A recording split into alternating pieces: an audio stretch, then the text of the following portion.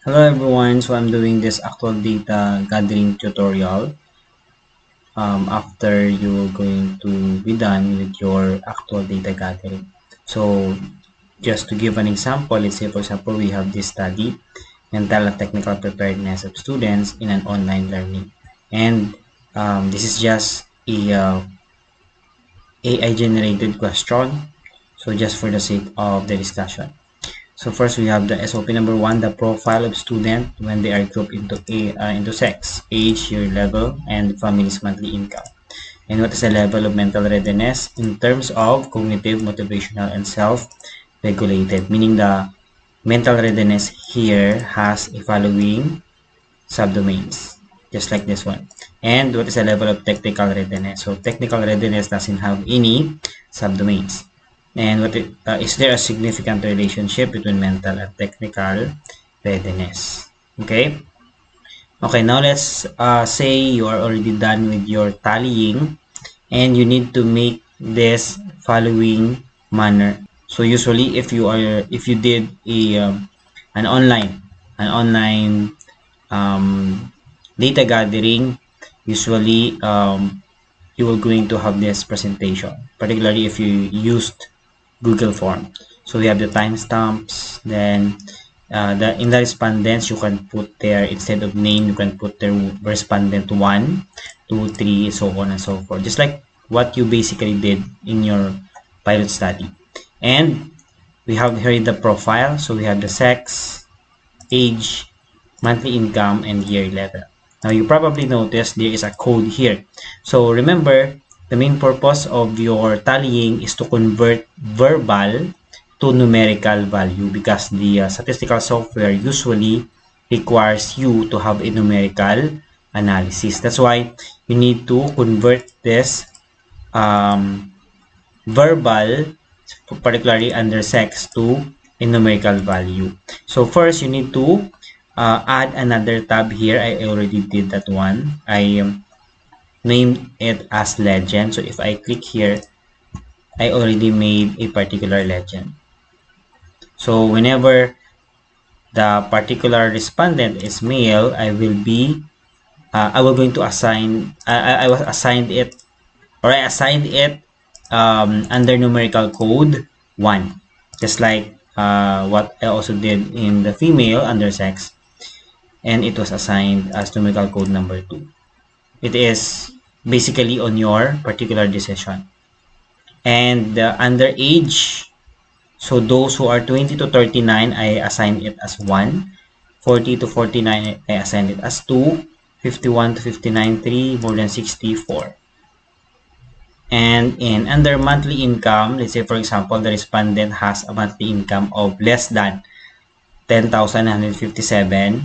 It is categorized as poor, so I categorize it, or I assign it into a numerical value of 1. So usually, whenever you're going to have this criteria, you need to have a reference. So this is actually a reference came from the NEDA, or the National Economic Development Authority of the Philippines. So usually they have the particular categorization. Also with the age, you also need to look for a particular reference or particular study wherein they use this specific age bracket or age categorization. It is always better that you have a reference or a study reference wherein you use that as your decision why you did that particular categorization. So I'm talking about age and monthly income. Under sex, you don't really have to look for a literature for that. And also there are studies wherein they simply utilizes below and above average. So this is something that you can talk with your statistician. So your statistician will going to analyze the average first, or the mean of the particular monthly income.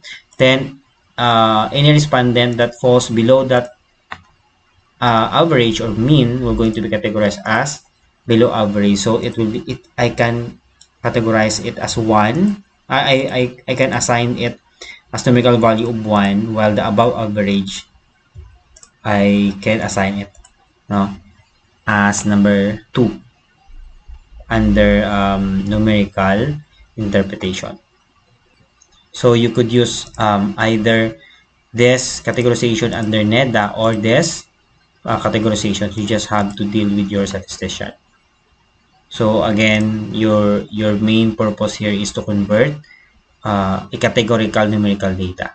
Year level, so for example, those student who is under or respondent under first year, I will be assigning it as a numerical value of 1, then so on and so forth. Now, here you also have to specify your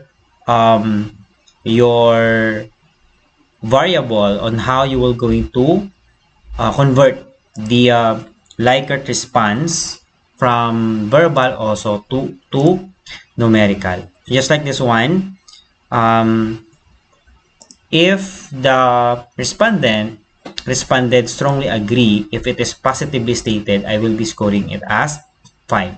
Then agree to strongly disagree, I will be scoring it depends on the instruction of the author if it is adopted, or your discretion if it is a researcher's made. So if this is the idea, meaning the more the respondents agree, the more the higher the score. If the indicator or the question or the item is positively stated. If it is negatively stated, make sure to put asterisk in that particular indicator so that your statistician could be able to know that it is negatively stated. And you should be able also to convert that into a numerical conversion wherein if the respondent strongly agree, the score must be lower. So strongly agree is 1, agree is 2, strongly agree is 5. So as you can see here, the more that the respondent agree, okay, the more that the respondent agree, the more that they have lower score if it is negatively stated. I'm going to give you an example on how you'll be able to determine a particular indicator that can be considered positive or negatively stated.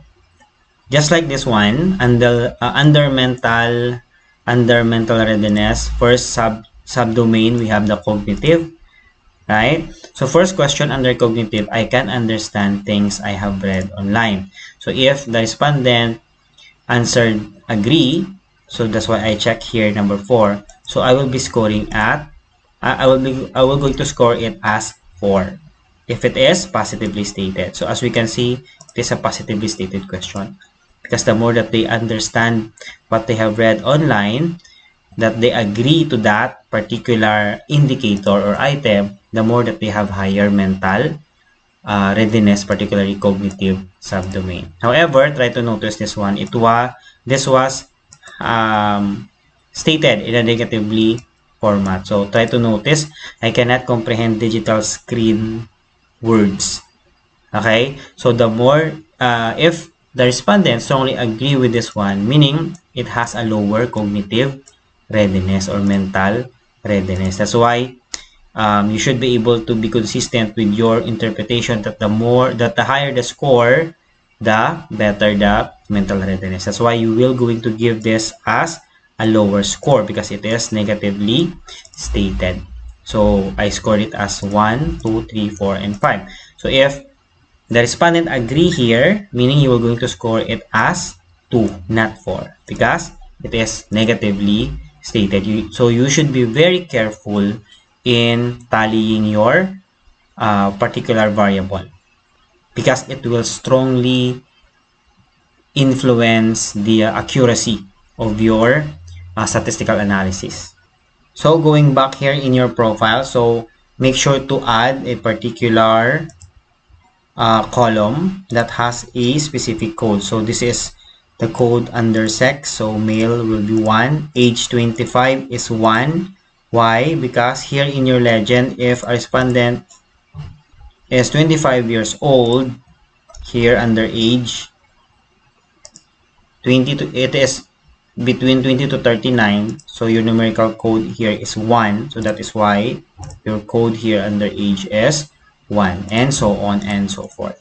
Your monthly income, for example, your respondent 1 here, Respondent 1 is male, 25 years old, has a monthly income of 23,000. Okay, in your legend, it says here that if you were going to follow the NEDA, 25,000 is under number low but not poor. So it was assigned numerical number 2. So that is why you can see here that it is 23,000. 23,000 is under lower middle income. 21,000 to 43,000. That's according to NEDA. That is why it is coded as 3. Then he is a first year student. So first year here is coded as 1. So that's why we have 1 code here. So that is how you're going to code your profile. So it is actually your decision on what particular code here that you're going to indicate. So for convenient interpretation, just use 1, 2, 3, 4, and so on and so forth. Now let's go with your mental readiness. So if you can remember, the mental readiness in our SOP has a particular subdomain here. So cognitive, motivational, self-regulated. So your statistician will also going to ask probably your manuscript because they will going to look at your SOP and even in your conceptual framework. So obviously you have subdomains here. So it is expected that you also have subdomains in your tally. So under under mental readiness, first subdomain is cognitive. So we have 4 questions there. Cognitive 1, 2, 3, and 4. And cognitive 2 has an asterisk, meaning it is stated negatively. So you have to reverse the scoring. So again, take note in our legend, if it is agree, it is scored 4 if positively stated. If it is negatively stated, we are going to score it as 2. So here, obviously, respondent 1 agree, so we're going to score it as 4. Here, it is negatively stated, so we'll be scoring this as 2. Indicator 3 and 4 are stated in a positive manner, so agree will going to be 4 and another 4. Okay? So for faster conversion of your Likert questionnaire or your questionnaire, you could actually highlight all the positively stated first. So I will going to highlight this one. Okay, given that I have highlight everything below, so just go here, replace, just click disagree. Okay, disagree. So since it is positively stated, I will going to convert disagree into 2. So it will going to automatically replace all the disagree word into a numerical value of 2. So you have to do that in all of your manuscript. Okay? Now, each of your subdomain, you must be able to insert another 2 rows here, or 2 column, I mean. Particularly sum total and total mean. Okay? This is for easier analysis of each of your subdomain. So you have to total all the score here from indicator under cognitive 1 up to cognitive 4. So we do have actually a very basic equation for this. Just type equal, then sum, click the sum, then double left click, then highlight all the cell that you wanted to total or to sum up, then just hit enter. Then you're going to have a total score of 14. So 4 plus 2 plus 4 plus 4 is 14. Then you also need to get the total mean of this 4 indicator. So just click equal, then average, because mean is also termed as average. So you just look for this average, double left click, and highlight all the cell that you wanted to get the average, then enter. So here goes your average. So you just simply have to drag this one, just wait for the cross sign here, and if there is already if you have converted this already into a numerical value, it will just automatically going to give you a total mean and also the sum total. So do that in all of the sum total and total mean. Okay. Now, lastly, the most important thing is that if you can notice here, at the end of your mental readiness variable, there is an overall mean here. So this is actually the overall mental readiness average. So you have to get first all the sum total and total mean of each of your subdomain. So I already solved the respondent 1 total cognitive, motivation, and self-regulated subdomain. So I can now solve my overall mean. So what you're going to do here is just hit equal, then average, double left click. Then all the total mean should be highlighted. So just click the total mean of self-regulated subdomain, then click control, then under motivational and your cognitive, just hit control. So only the total mean of each subdomain will going to be solved as your average. Just hit enter and it will going to give you the overall mean of each of your subdomain.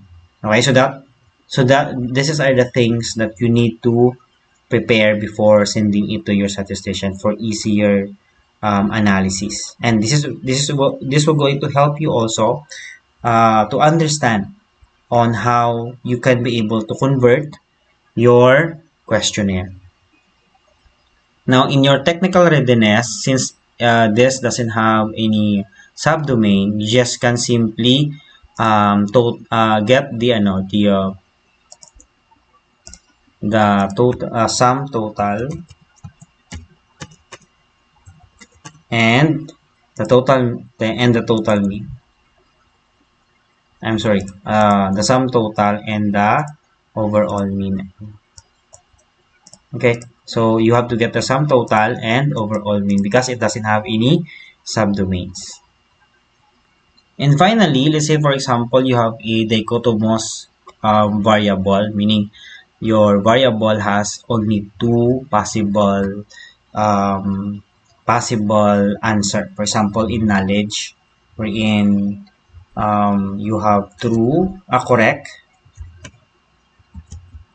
correct response or incorrect response. So you will going to convert that into 1 and or 0. Correct is 1, incorrect is 0. Alright, for example, this is under knowledge questionnaire if you are using knowledge questionnaire. So if the response of the respondent is incorrect, so you will going to score that as 0. And if it is correct, then you are going to score that as 1. Why 0? Because knowledge means if you don't know or your answer is incorrect, then that gives you 0 knowledge.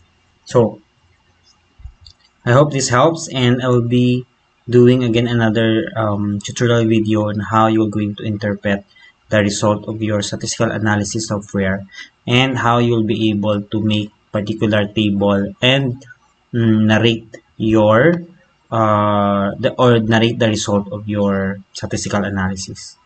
For now, your main job is to finish your actual data gathering, tally it, and send it to your statistician so that you can already start your chapter 4 and chapter 5.